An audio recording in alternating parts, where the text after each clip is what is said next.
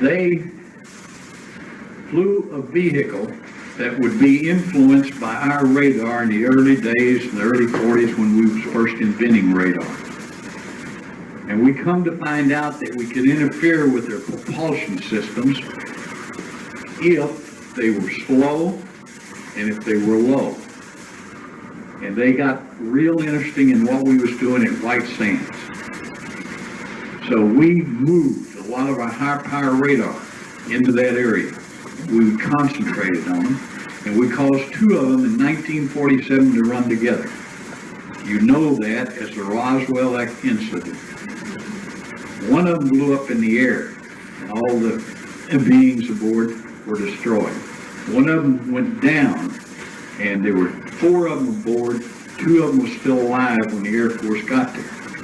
The Army got there, the Army Air Force of those days. One of them died shortly before they could get him anywhere. The other one remained alive for 3 years. We kept him out here in Los Alamos laboratories for those 3 years. There was a doctor, a medical doctor in the military that took care of him those days.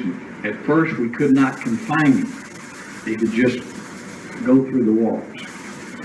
So we had to build a Faraday cage, electromagnetic cage around the building that we held him in. After that, when we could confine him, he began to tell us truth. We think it was the truth. Okay, prior to that, he could tell what the question was, and he already had the answer. He could tell what answer we wanted to hear, and he'd tell us the answer.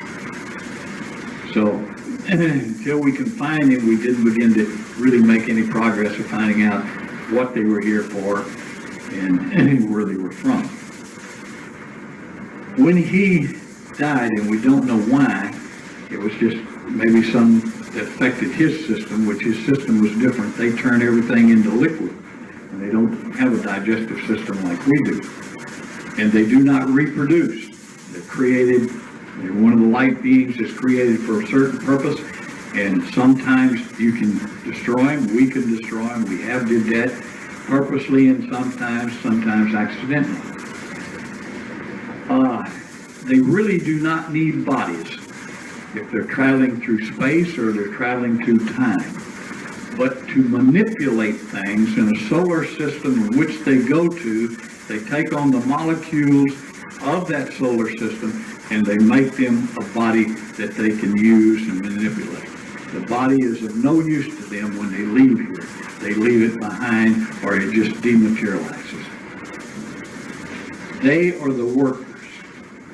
The ones that are about 5'5", you've heard this, blonde, pale, so on and so forth, that kind of look like a blonde person that's been in the sun too long. Their skin is like it's exposed to the sun too long and it's kind of reddish. And they come from a different place.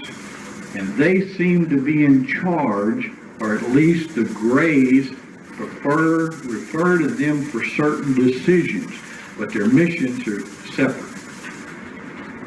And sometimes they cooperate, sometimes they don't. Only when their missions cross do they cooperate. Each have robots, okay? These are not light beings, they're manufactured beings that they can send into dangerous places that they could not withstand, either for their makeup or the bodies they've adapted with while they're here. And these robotic beings, surprisingly, you go back 25 years in, Star Wars, which there's been a purpose behind Star Wars. If you will think, or if you're a Star Wars fan or a Trekkie, you go back, you'll see how many amazing things that was first portrayed on Star Wars that we have nowadays. So we have robotic, almost like a Mr. Dana, okay, that our government uses. You know that.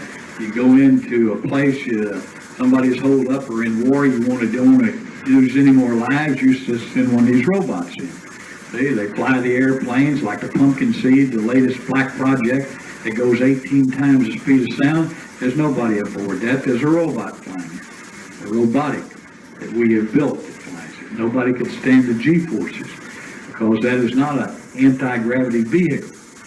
Okay? Now, if you have an anti-gravity vehicle, you have no G-factor when you're pulling G's, okay? But that airplane, the SR-75 and the Roar, they are not anti-magnetic driven vehicles. The Black Manta is. It's a triangular shaped vehicle, and it has electromagnetic anti-gravity engines. Flies those out of Kirtland. They fly them out of Sector 51 and out of the secret base in Puerto Rico and out of a joint use base with Mexico and the United States and the aliens out of Sonora, down just opposite the Baja Peninsula.